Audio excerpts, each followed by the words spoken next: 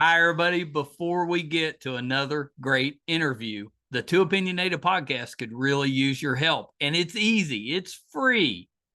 IMDb, which is the entertainment database, imdb.com, named us a top 100 podcast. We came in at number 82. That's a big deal because there's 15 million podcasts and growing. So to be named to anybody's top 100 list, pretty big deal for us. And the way you can help is to go to imdb.com, look up the Two Opinionated podcast, and that's it. Just bringing our page up. That traffic really helps us out. Our YouTube channel is MeisterCon Pod. All we ask is that you subscribe. It's also free, but that really helps us to attract these amazing guests that we keep bringing on the program. And that's it. Two easy ways for you to support us, and we would really appreciate the help. Now let's get to that interview.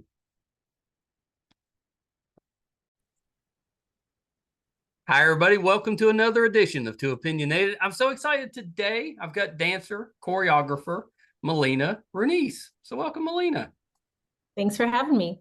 I was so excited to have you here. My oldest, my daughter, she's grown, has kids of her own now, but she was a dancer all through up until college, and now her little girl's 4, and she's been dancing for about a year and a half now. So it's pretty fun. I'm at least a little familiar with the dancing world, at least from a parental aspect. Yeah. No, fair. You definitely gain a sense from the parental aspect. Well, I know that the recitals or the competitions, it's an all-day event or an all-evening event, which is great for the 2, 3, 4 dances that your child is involved in. It can get pretty long for everybody. For sure, when you're just waiting for that award ceremony so you can go home. Yeah. You're so excited. I have no idea what you're talking about. I know. You're so excited when your child's up there, and then it's just so long waiting either for them to come back or for the end. Yeah. I agree. I love the events that I get to adjudicate at, that there are lots of awards and everyone gets to feel like everyone's happier. That's right. Everybody's happier. I know. It's dance parents, very similar to athletic parents. They can be a little rough at times. Yeah, lots of emotions. The stakes are high. The stakes are high. What? So let's start there. Tell me a little bit about what got you into dancing. It's usually people were kind of like my daughter. They dance through school and then go and do something else, but you stayed in. I did. I stayed in. So I started in gymnastics recreationally. Okay. And one of the girls that I was doing gymnastics with was in dance, and we had chatted, the parents, my mom and her mom had chatted about it, and mom asked me if I wanted to go, and I said, yeah, okay, let's give it a shot. And I was forewarned that I wouldn't be in her class because she had been doing it a long time. But after 2 weeks, I got to join her in her class. Oh, and I was 10 years old when I joined. So for most kids, if having children in dance, most female dancers start quite young. Yeah, that's late for a dancer. So yeah, 10 is late for sure, but I made up for lost time. And by the time I was 13, I was like, I'm really into this. I'm passionate about it. I want to do it seriously. I want to do my ballet exams because they're the foundation of all technical dance. So I got into those, I did those, and then my parents really wanted me to go to university. So, and they wanted me to stay close by. So I was living in Vancouver at the time, and I went to Simon Fraser University for a dance major, Kines minor. Oh, okay. But I left early because I got offered a contract in Singapore. And how did they react to that? Because that's a little ways away. Little ways away. It's such a cool part of the world. If anyone ever has the opportunity to go to Singapore, go. It's amazing. It's such a cool spot. But it was a challenge because you seek to your professors in university for guidance, but they can't really tell you that you should leave and go take this opportunity. But I read what were between you the lines. working on in Singapore? It was an American club that had opened, like a very high-end club with a live show. Oh, so yeah. we put on various shows throughout the evening, like 10-minute shows. And yeah, it was two investors from the US that opened this really beautiful, luxurious VIP, all the things, the glowing jellyfish tanks, and it was a spectacle for sure. It was right in Clark Key. If you have been to Singapore, it was a time. It was really cool, and I look forward to hopefully going back to Singapore one day because it's a beautiful country. Was that your first time working in a show, a setting like that? In a setting overseas, we had a fair in Vancouver called the PNE, the Pacific National Exhibition, and I feel like most of the talent that comes out of high school, they'll audition and they'll do that, or even in their late years in high school, will audition and perform for the PNE. It's like a 2-week run and get their feet wet in that world and get paid to dance, and it's exciting. And yeah, I just kind of kept going with it. I'm wondering, I'm still worried about your parents because they're like, we want her to go close to home. And she has to go get a degree. We're worried. And then you left. Yeah, like to be honest, a little bit of ways. You went away. I went all the way away. Yeah, I was burnt out honestly from school and I didn't really want to go. So I was going to my dance classes and making sure I was keeping my GPA high so that if I wanted to come back, I could. So that's basically what happened, except I haven't been back yet. And well, that's what happens. It was you get out there and you start working and then you don't go back. I'm not even sure. It's not as like when I was growing up, it's kind of, you needed a degree to advance in most jobs. I'm not so sure that's the case anymore. It's I things maybe, but not everything anymore. Yeah, and I feel like, especially for dance, there is such a small window, depending on the style of dance that you do and who you are and your demographic.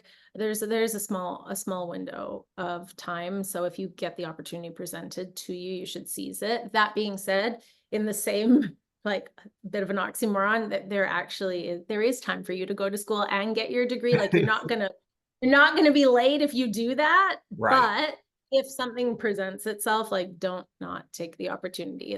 I took it as a sign. Yeah. I think I would have too. And I mean, who doesn't want to travel? Well, somewhere exotic, kind of far away. Yeah. And I think, where did I go anywhere? Was it before that or after that? I went to China. I went with a group, maybe before that. I went to China. That actually might have been my first trip overseas performing. It was like a bit of a cultural exchange, and it was a youth dance festival in Macau. So we went with a group representing Canada, and that was really neat to meet other cultures and have everybody bringing gifts to give to one another from them. That was cool and nice to go and represent our country, obviously. So my wife had a similar experience. She works with Live Nation, and 2012 Olympics, she was over running a box office for them. So she got to spend, the Olympics over there, and that's what she said. Just the different cultures, and you have so many, athletes from different parts of the world, and it was kind of exciting. It really is so beautiful. And I think, from that experience, I had always watched Cirque du Soleil and thought, oh, wow, that would be so cool to be a part of. But I wasn't an aerialist. I was a dancer. I stayed in that lane, and that's where I was happy. And then, that company is so multicultural. And then I saw an advertisement to audition for them back in the day in the paper. They put an advertisement in the newspaper, but the audition was in Las Vegas. And I thought, well, I got nothing to lose. I'll fly down to Vegas. And I did, and I got put on file for the Beatles Love Show. And not a terrible one to get on file for. Not a terrible one to be on file for. And, you oftentimes as a dancer, you'll get put on lots of filing systems, but it is what it is. But yeah, almost to the day, two years went by, and they were like, "Hi, we have a spot for you." Awesome, cool. So I moved to Las Vegas and kind of got to continue my my international journey, and worked with so many people from all over the world and got to embrace everybody else's traditions and cultures. We got to work on the Jackson one too. Yes, yeah. So after I left, I was at the Beatles Love for about 4.5 years. Pop over to LA when I was done there, and just kind of was getting back into the swing of things in Los Angeles. And then Cirque called and said, "Hey, we've got a spot for you on the Michael Jackson Immortal World Tour." Yeah. Like, how do you say no to How do you that? say no? I'm I like, mean, I know. it's the best stuff to dance to anyway. Yeah, I'm like, well, I dance for the Beatles now, and like I got to meet Paul and share the stage with him, and that was cool. So yeah, I mean, I can't have Mike, but I can have his band and Yeah. hear their stories of touring with him. Sign me up. Yeah. So I joined the tour, had already been going for a year and a half. I joined them in Taipei. Oh, yeah. Yeah, and so just a little bit more globetrotting. And then I think we did Taipei, Korea, a few cities in Korea. Korea's cool. And then we did China, Hong Kong, You and were then we all went to over that part of the world. Australia, New Oh, Zealand, yeah. Dubai. Then we came back to the US because they had already done North America and Europe. But we came back to the US, and then I think the tour finished in Mexico. Yeah, in Mexico. We did Mexico City, then we did Guadalajara, I think, with How tour does closed in how Guadalajara. does that work when you're coming in new to an established show? I mean, how quickly do you get up to speed on what you have to do? That's up to me and my skills. So yeah, they sent me to Montreal, and I had a dance coach there that had the run of the show and my role and videos and whatnot. So I was in trainings with her like 8 hours a day. And then over the weekend, I took the remainder of the videos to my spot because I was trying to join the tour in Japan. Yeah, yeah. That'd be a So I cool place thought, to let me go. see how quick I can learn these videos. So I learned all of my show choreo, and I came back on the Monday, and she was like, "You know the whole tour." I was like, "Oh yeah, I had some time on the weekend." So I was pushing for that Japan visa, but Japan doesn't hand those out quite quickly. So I had to be patient and kind of stay put in Montreal until Taipei. Yeah, that's awesome though. Yeah, so I was there about 10 days, and I took the show in about 5 or 7, something like that. Was it a fairly easy transition to working, with TV shows, movies, from there because of your experience? How did that happen?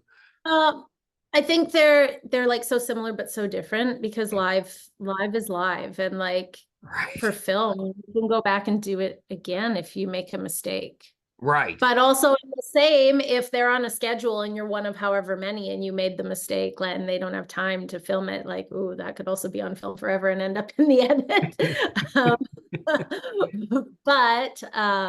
but yeah, no, for me, they cross over well, and I'm able to, now that I've transitioned as a choreographer, having the experience in both worlds has just been so valuable because I know what reads well in large arena Right. type settings versus like on camera where you can be more intimate because the camera is like another cast member. Yeah, I guess I hadn't thought of that, but yeah, your scale would be a little bit different in those It's situations. different, and obviously like your lens, whatever, depending on if we're shooting on like a 60 or a 30 or whatever it is, like the lens size is going to change what the viewer sees. But I always, when I'm choreographing for film, I like to think of the camera as another dancer or a Yeah. partner. I've heard other So people say that, so I don't think that's unusual to think that way. yeah, I think it, like, people who know how to choreograph for camera well, I believe tend to see the camera like that. It's another movement tool Yeah. to tell the story, right? Because we're storytellers at the end of the day. Like I'm Greek, so I can tell you from a Greek, the definition of choreography, choro is dance, so choreo, Oh, okay. graphia, Yeah. is to write. So we're dance writers. Oh, I love that. They should just Yeah. call it that. That sounds nice. It should, because then maybe they'd understand that we need preparation time and all of those Yeah. things. Just Yeah, like, you probably don't get much, right? They call and it's like, you need to know it now. oh yeah, they think that it's like a musical. They're like, well, they need a rehearsal. Yeah, dancers need a rehearsal. They gotta show up, and they don't. It's not like a musical. They won't show up knowing the steps. They actually have to come and learn them. Yeah. Well, I mean, you Right? wouldn't expect an actor just to know the lines. Go bingo. That's what I say. You wouldn't want them just to read the lines without practicing. No, nor would you want to pay for your entire cast to come and sit there and wait while the actor practices their lines or the composer makes the music, right? Yeah. Yeah, that's true. That's true. Yeah. Did I see you did got to do a little bit of work with the new Grease show? Yeah. I had a fun little cameo on there. I played the cha-cha dancing Tia Yeah. Valdovino. Yeah. Yeah, it I was a enjoyed cute that show. little. We got to talk to some of the cast from that, and yeah, Mhm. pretty well So done. many, I'm surprised it so took so yeah, long. that show was such a massive undertaking for everybody involved, and like they all really need to pat themselves on the back because they crushed it. The scope of what the project was for the turnaround time was like Yeah. massive. It didn't equate, but they did it and they did it so Yeah, I well. thought it was really good. That was really Yeah, good. it was great. And I'm fortunate. So like I said, I was in Vegas, lived in LA for 6 years. Currently I'm back in Vancouver at the moment, which I'm fortunate for because there's film here. Yeah. Um, Yeah, Vancouver does so a lot. yeah, so it's been nice. It's been nice, and LA's a quick I quick didn't trip. realize that a lot of when you like the Christmas movies, when you watch and you think you're watching New Oh, York, those a are lot of there. times it's Vancouver. Yeah, Martini Studios in Vancouver. That's where you're watching. Oh, I know Yeah. now. I've learned, but yeah, I wouldn't have known. Yeah, there's a ton of stuff that films up here, so A lot of that's SyFy been really. stuff films in Vancouver. Yes, yeah, definitely. And some like really big, like I was assistant choreographer for Peacemaker for HBO. Did you get to work on that opening scene? The It was opening a cool credits. I day. was I was on the team for that. Yeah, It we had was some of fun. that cast on too, and they all, even the ones that weren't dancers, they're like, oh, it was the best. Yeah, it was so fun and so out there, but it fit like I mean James Gunn is brilliant. Yeah, he is. So I'm like, yeah, of course, of course. So yeah, it was awesome. That was a cool one to be a part of for Well, sure. So they had more dance numbers than you would expect from a superhero Mhm. show. For sure, for sure, for sure. That whole series was so entertaining. My husband actually, he's a stunt man, and he worked on Oh, that yeah. show as well. He had a blast on the Do stunt you ever side do of any it. stunts? You know what? I don't. A lot of choreographer or dancers transition into stunts or Yeah, can kind of double dip, but really my passion has grown for being behind the lens and yeah. helping to build the story and be a part of the creative team. Like I'm really fulfilled doing that. So When did you start that part of it? When did you decide, okay, I don't want to just dance, I want to move behind the camera and kind of use my yeah, vision that way? I mean, I have a friend who's a very accomplished choreographer and director, and I began kind of unofficially assisting him. I think like back in the day when people didn't even have Right. assistants, like it wasn't a thing. I was like shadowing him on set and I guess yeah, assisting. And then I moved to Vegas and kind of did my thing. And then probably when I landed in back in LA when the Michael Jackson tour finished. So that would be like 2015. Yeah. 2015, I started kind of it was a natural transition, like connections that I had and people were reaching out like, hey, we've got this show for Knott's Berry Farm. We got this thing with Elvira. We got, and then that choreographer that I was working with was doing some stuff for Dancing with the Stars. So brought me on for that. And And then just kind of once you get something like that, I'm guessing it gets a little easier to eventually, right? around. I mean, all industries are connections, right? So it's just connecting the dots. Well, I know you did some stuff with America's Got Talent, Next Top Model, those shows. Was that behind the scenes? No, that was as a performer. So Okay. what did we do with the Beatles? Love did a feature on Oh, well, that AGT makes and sense. Yeah. they brought in Tabitha, Napoleon, Dumo, Nappy Tabs to work with us. And I think Mandy Moore as well. She did some of that if I'm not mistaken. So yeah, so we did a feature performance on America's Got Talent, and we did as well for a live performance that was televised for NHL awards. And then with the Michael Jackson tour, we did Top Model in Australia, Very nice. which was cool to like collab the dancing with the models and all Yeah. the things. It was the big finale. I was a dancer on Idol. Yeah, on American Idol. I came in as a dancer. So all those were like I mean, how good fun fun. things. Yeah. Yeah, that's pretty cool because those shows are so big. They are, and it's really it's really wild, like the turnaround time on them, right? I mean, we talk about obviously you have to be a professional to book Right. these jobs, but even still, the turnaround time is wild. It was like, one rehearsal and then And we're then we're go. teching, and the next day we're going, and oh, it films live, and oh, by the way, put these fake headsets on. I hope you know the words because now you might be lip syncing behind the singers, and just always be ready, No folks. Always stress. be So what was your first kind of solo choreography job? Ooh, that's a good question. I don't even know that I recall off the top of my head. I feel like it might have been something like on a television show in Vancouver when I was like in my early 20s. Yeah.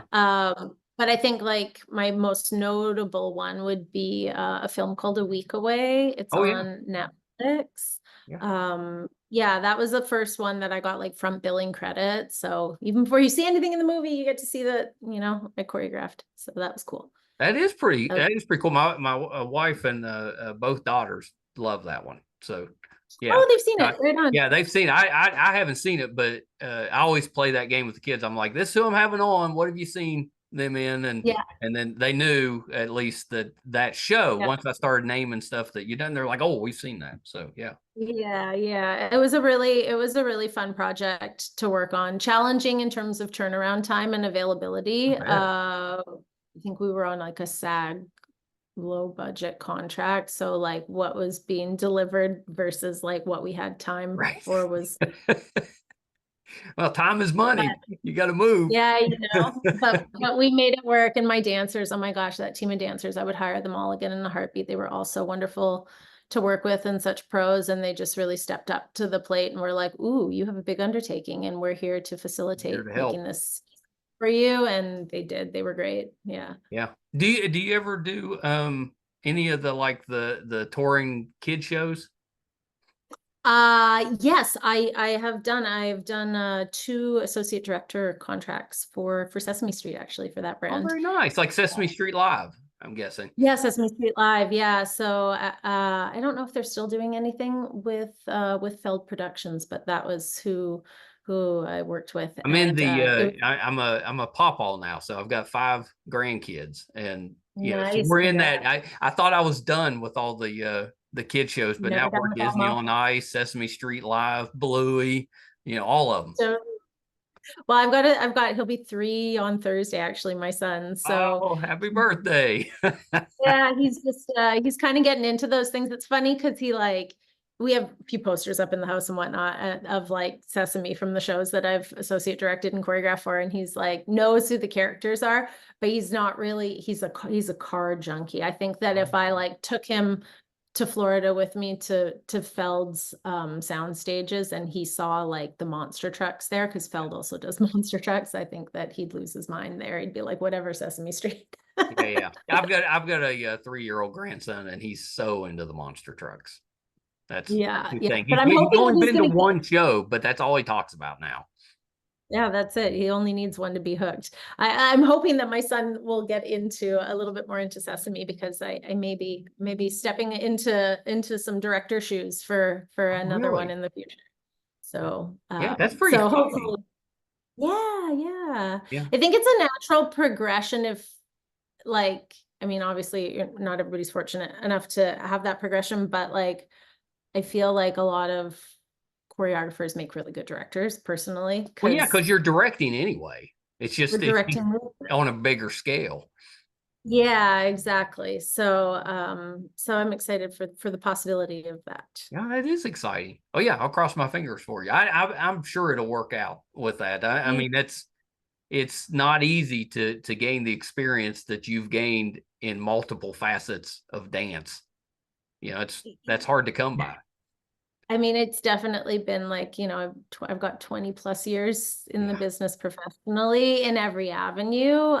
So I think that's added value for anyone that I'm working with, in my opinion, because because I have a perspective of what this department needs and that department and that department. Like I've tried on a lot of hats, so I understand the demands for every role. I like to pride myself when I'm choreographing. I like to pride myself on that I'm thoughtful for my dancers and that I'm thinking about, like, well, how many times a week are they going to do this? Because like that matters. It's wear and tear on the body, and this is Well, just that's a true. job at the end of the day. You know what I mean? Like I think to the Beatles' Love, I did 10 shows a week. That's a lot of shows. That's hard on the knees.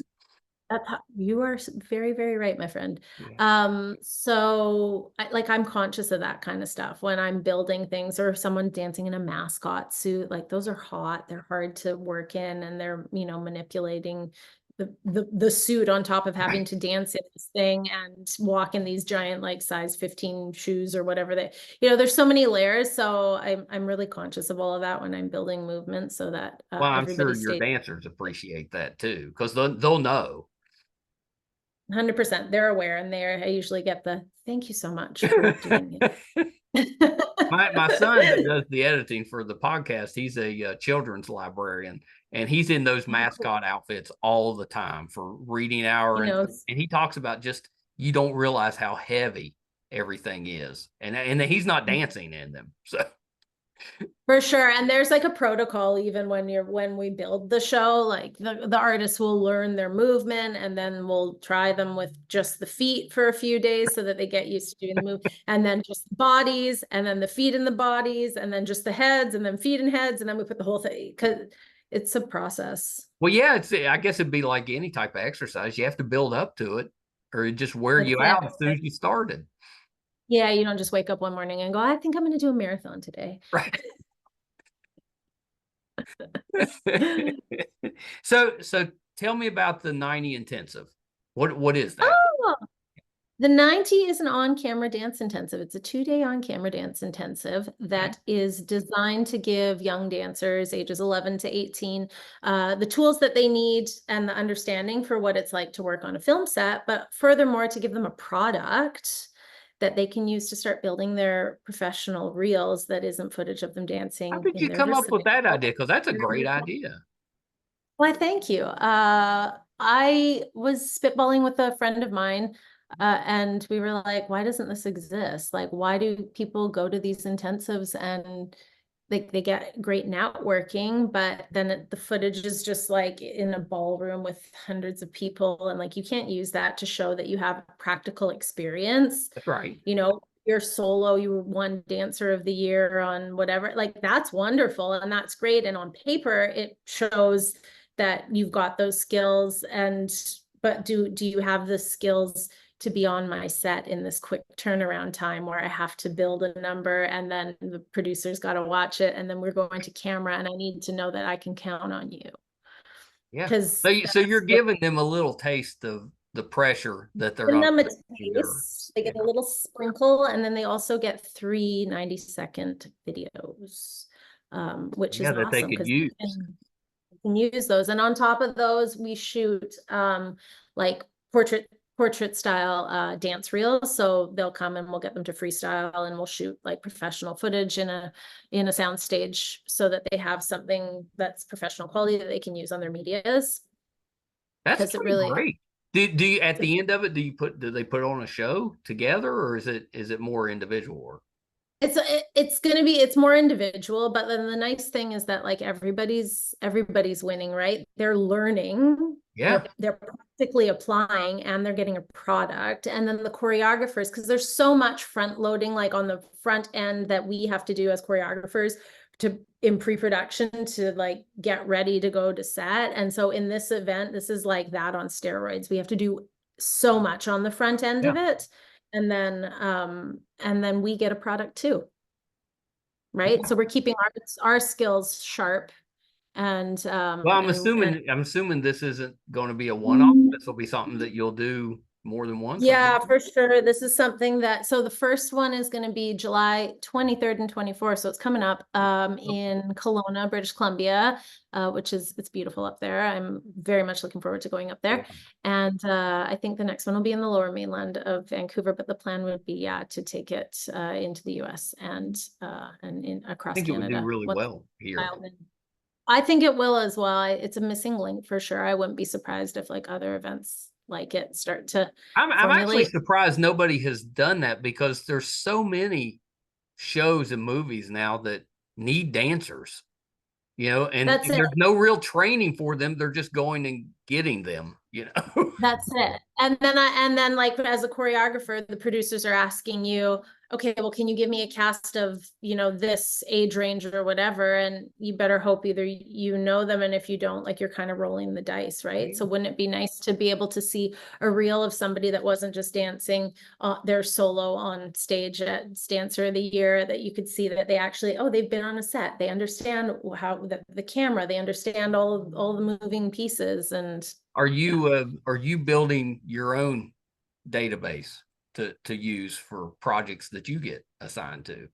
Oh, most definitely. I mean, I think that's kind of that will happen naturally, that I'll build a database of younger dancers that will be growing up Yeah, into hopefully I mean pursuing that could that be as valuable.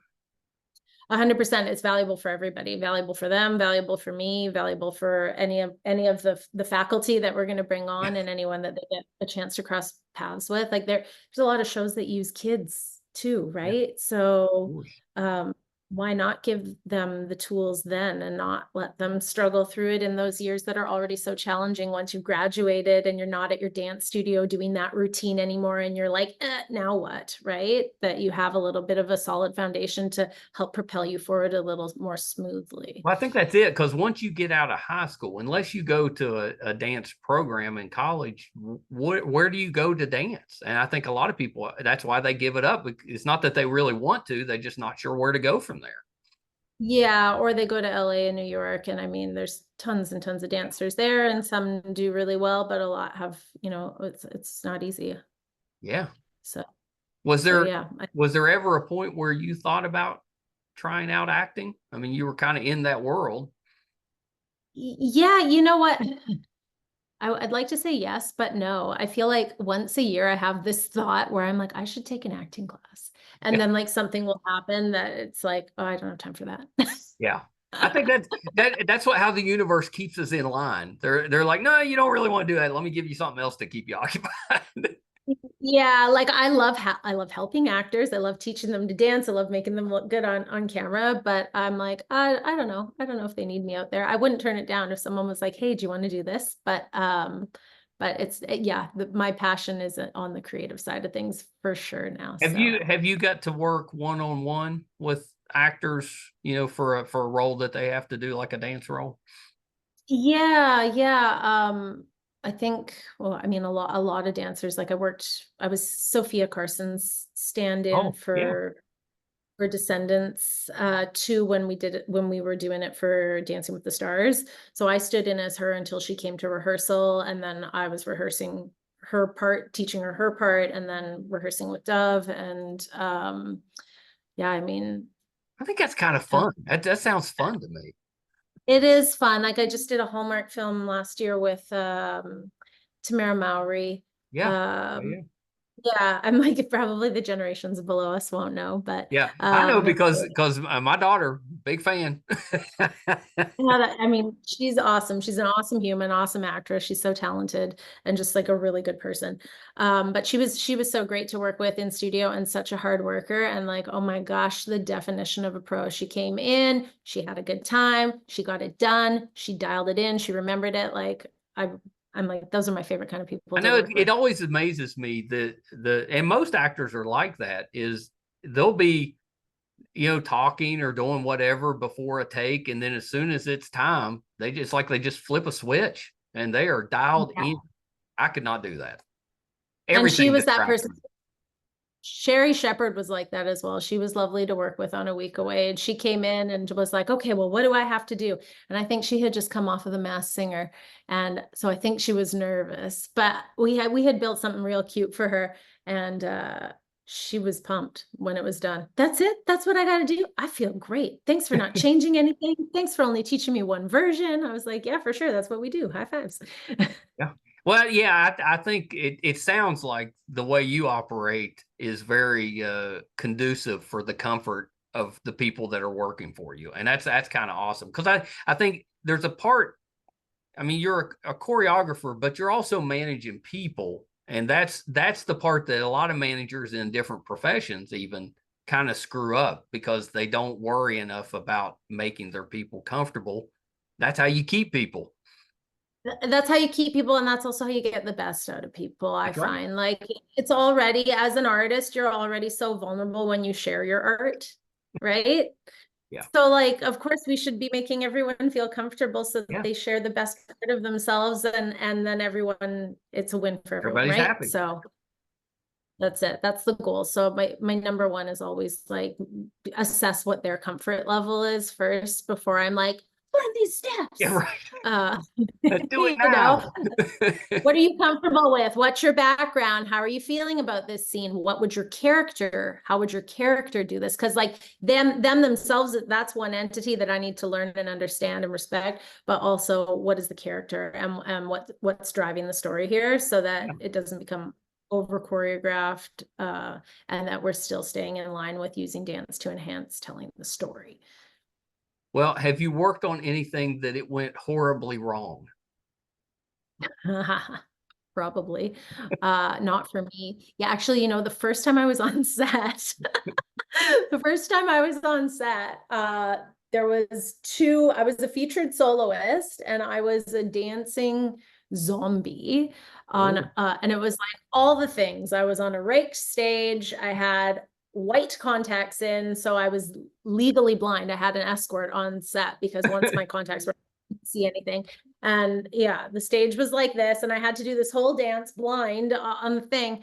And there was another dancer that had to go first, and it went horribly wrong for her. Like she really just it was brutal. And the director was Toby Hooper, who created the original Texas Chainsaw Massacre. Oh, right, right.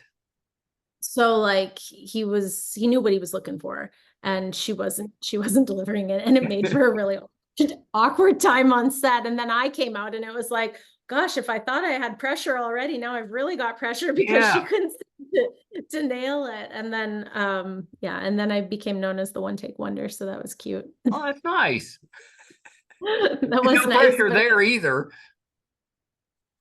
yeah, right. Yeah, no, for me, I don't think anything's, knock on wood, nothing's gone horribly wrong. I hope that it never will, but it's all in the pre-planning. Yeah, that's right. That's right. That's it. As long as you have that time. That's right. I You're was gonna say, as long as you've got the time to pre-plan, then everything should go okay. Yeah, like I'm choreographing an opening ceremonies right now that it Yeah, takes I wanted to place ask you on. about that. What is that for? Yeah, it's for the BC Summer Games. Yeah. So British Columbia, which is the province in Canada, province, state, same, Yeah. for my friends. But they do a summer games where all the best athletes from all the regions throughout the province gather in one designated city that got voted, that won the bid, Yeah. and kind of like a mini Olympics, right? And Yeah, that's what it so sounds like. yeah, and it happens. I can't remember how, it's not very often that it happens. It's either once every 3 or 4 years, something like, so like on par with that kind of timeline, right? And this year, I was asked to choreograph the opening ceremonies. So I have 111 dancers. That sounds like a lot. A lot. That's a lot. I have a stage that's not big enough for 111 dancers, but I have a beautiful aisle of grass in front. Honestly, I'm so stoked. Everybody has brought their A games. The dancers range from age 11 to 24, and the piece is about 10 minutes long. And I actually didn't really even know any of these dancers. So like, Really? That's a little scary. yeah, so Maple Ridge is where the games are happening. And so for me, when I got brought on board, I was like, well, it's really important that we highlight the community. So what are the local dance studios and what are their their dancers. So we got any studio that was interested in being on board and having a featured moment to showcase what their business does and what their dancers do. We brought them on board, and then I crafted several choreographed moments and then choreographed the transitions on and off and blocked all the dancers for them. And we just had our last rehearsal last night, and all the pre-planning was worth it because it works. It all works. It looks amazing. It's a I got free stressed out show. just listening to you talk about the preparation. Yeah, it was about like on and off like 6 months, right? Because it takes a while, but yeah. My daughter We danced filmed. in the Macy's Day Parade one Thanksgiving, Oh and I remember the just the prep, and it was probably thousands of dancers at the time, that they have in there. But I was like, how do you even coordinate that?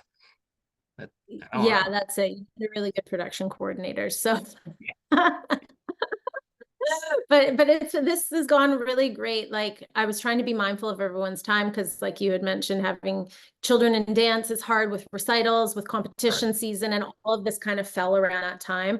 I was really cognizant of all of that and the fact that they're all volunteering their time. So I got in the studio with an assistant and we filmed choreography. I created choreography, and then we filmed tutorials and sent it out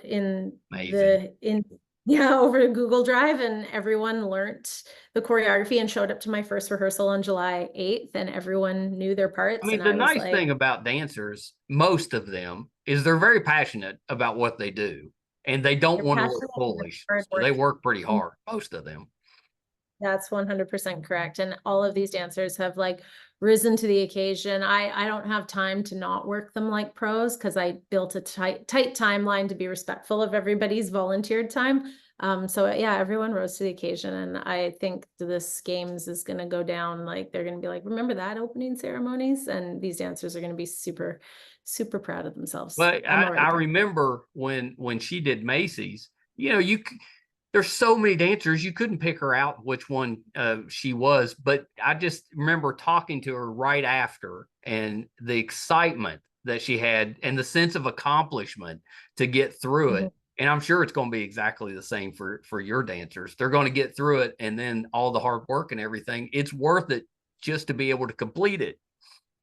You said it. That's right. And I think the other beautiful part to that is that oftentimes dance studios, they work in their little bubbles, right? Yeah. So this is an opportunity to bring all of those bubbles into one and like meld them all together. And so now all the kids from different studios know one another and they're making friends, because like really in the real world, that is what it is. You may go to, go out to something and see so-and-so that you used to compete against, and now maybe they're going to recommend you for a job, or they might be the one hiring you, or right. It's all networking. So like, why not, create that beautiful moment for them But all it to also, they be. probably steal from each other too. They see different things that other dancers are doing, and they incorporate that into their dance. Yeah, the healthy steals, That's right. Yeah, the one, yeah, the borrows. I call them borrows. See something you I like, like that. borrow it. Try it. Borrow it, try it on. It might not look good on you. That's okay. At least you tried it. Now you know. That's right. I mean, it's all about kind of expanding that toolkit, to, especially if you're going to do it professionally. There's so many different dances and techniques, and That's the right. more you know, the better off you're going to be. That's it. The toolkit and the network. Those are your two assets. Well, Melena, thank you so much for taking some time. I was so excited to talk with you. I think that dancing and even more difficult, the choreography to create something. My wife's very artistic, and she works in paint and sculpture and gardens. I never thought that gardening could be artistic, but it is. And dance is so artistic, and I was excited to kind of explore that with you, and I can tell you've got a passion for it, which is pretty neat. I'm grateful that I've been able to share that passion for this amount of time, and Yeah. hopefully continue to be able to do Yeah. that. So yeah, Are you artistic in any other way? No. Well, I used to play piano. I played piano for about 10 years, Oh but yeah, that then counts. we had to pick piano or dance. So I picked dance. That's smart parenting right there, because yeah, that's expensive when you go down two different avenues. Correct. Yeah. So yeah, I'd like to say I'm a little artistic. I used to draw and do like sculpture, stuff like that, just recreationally, but dance took precedent and Yeah. That seems like in it the worked right out okay. yeah. So before I let you go, anything else that you're working on that we can keep an eye out for?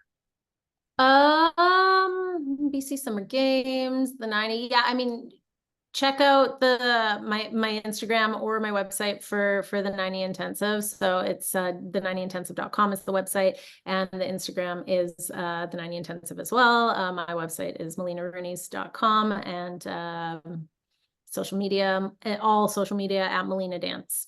Yeah, yeah, you came right up when I put you in with that. So, Yeah. and I love what you're doing with the 90. That I hope that's something you can expand to the States, because I think that's exciting. Yeah, I'm excited to like get one under our belt and work out the kinks and get it moving, because I think that people are really going to enjoy it and benefit from it. Yeah, yeah. I really am shocked that nobody came up with that sooner. Good for you. Not yet. Wait, now you're going to start seeing it. I know. I know. This interview is going to get out there and it'll pop up everywhere. You better move fast. Oh, shoot. All right, Melena, hold on one second. Melena Rounis, talented dancer, probably even more talented as a choreographer. She's amazing, and I guarantee you've seen her dance in movies or TV shows. She was dancer in Getting to the Greek. I think maybe the lead dancer. She worked on Wicker Man, Scary Movie 3. She choreographed Dream Moms. We talked about Grease a little bit. I think she did maybe a little bit of work on The Last of Us, Motherland, Fort Salem, Charmed, The Good Doctor. She's either danced or choreographed on all of those shows. And we talked about Peacemaker. I was hoping that she had worked on that opening sequence. In my opinion, one of the best opening dance sequences ever. Love that show, and the show was so much fun. If you're a Peacemaker fan, we interviewed some of the cast on that. Annie Chang and some of the others have been on. So take a look and check those interviews out. I think you'll enjoy those. If you're finding us for the first time, thank you. So happy that you're here. Today we released episode 810. We've been doing this about 5.5 years. We put probably average about 4 episodes a week. So we're pretty high volume. Our YouTube channel is MeisterCon Pod. Please subscribe. If you go there, we could really use the help. It's free. Our website is meistercon.com. You can find all of our videos or all of our episodes, audio and video versions on the website, meistercon.com. It'll also let you know if we're doing something in studio, if we're going on location, covering a convention, anything that we've got going on, be on the website, meistercon.com. So thank you guys so much. Till next time. Bye, everybody.